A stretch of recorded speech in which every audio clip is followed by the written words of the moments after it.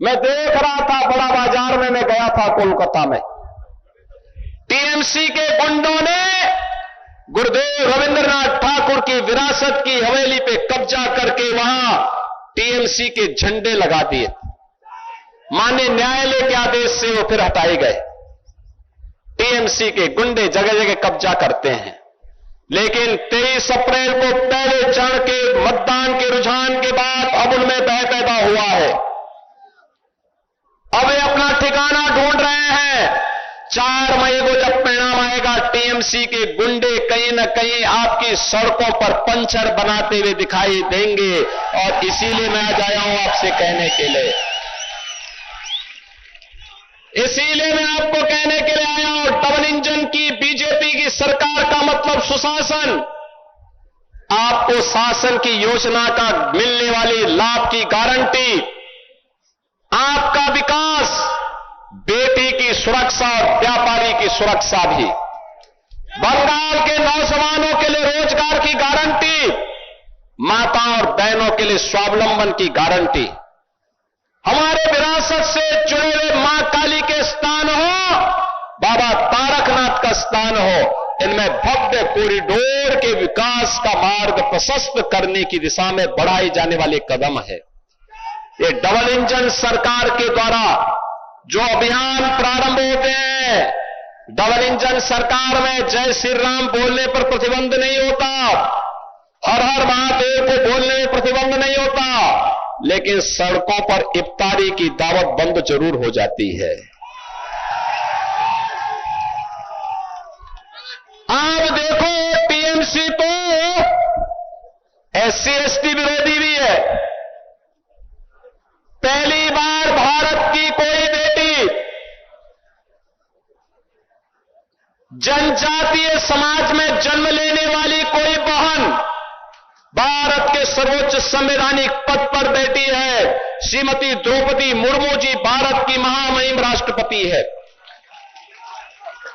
हर भारतवासी उन्हें उन पर गौरव की अनुभूति करता है।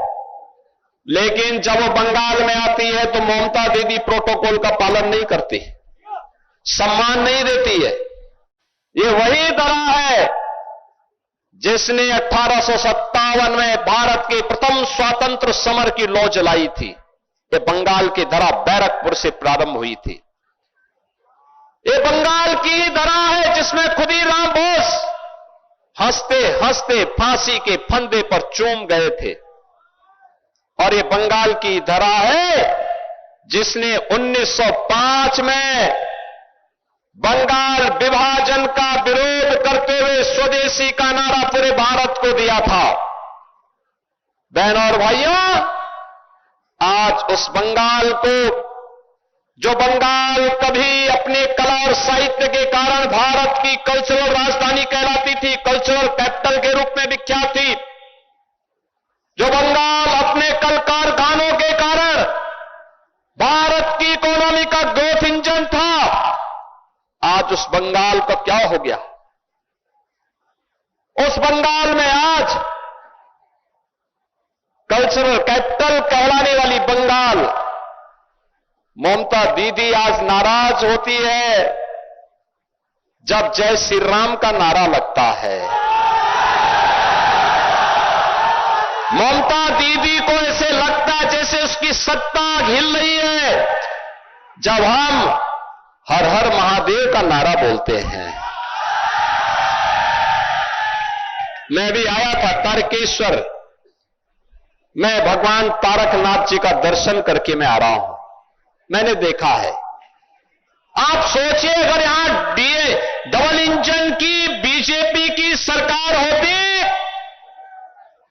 तो तारकनाथ मंदिर में काशी विश्वनाथ की तर्ज पर भव्य कॉरिडोर होता।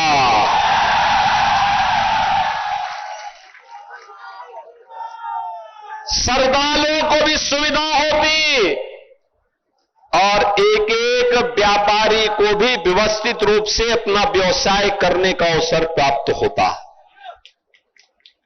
बहनों और भाइयों, लेकिन यहां तो पहले कांग्रेस ने, फिर कम्युनिस्टों ने और पिछले 15 वर्षों में टीएमसी के द्वारा बंगाल को कंगाल बनाया गया है। बंगाल में भारत की सनातन परंपरा के बारे में बोलने को प्रतिबंधित किया जाता है। बंगाल की डेमोक्रेसी को बदला जा रहा है। जय श्री राम पर प्रतिबंध लगाया जाता है। मां दुर्गा पूजा और मां दुर्गा पूजा विसर्जन की, मूर्ति विसर्जन की शोभा यात्रा को प्रतिबंधित किया जाता है। लेकिन ममता दीदी सड़कों पर नमाज पढ़वाती और इफ्तारी की दावत कराती है। कोई भी हिंदू पर्व त्योहार होने के पहले यहां उपद्रव शुरू होता है, कर्फ्यू रहता है, सरेआम को हत्या होती है, लव जिहाद और लैंड जिहाद की घटनाएं घटित हो रही हैं। टीएमसी मौन है और इस मौन के खिलाफ आज बंगाल मुखर हुआ है।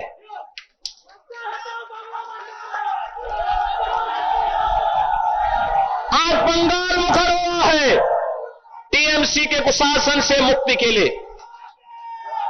और इसीलिए आज इस गुंडागिर्दी, इस कुशासन के खिलाफ आवाज उठाने के लिए मैं भी आया हूं आज उत्तर प्रदेश से।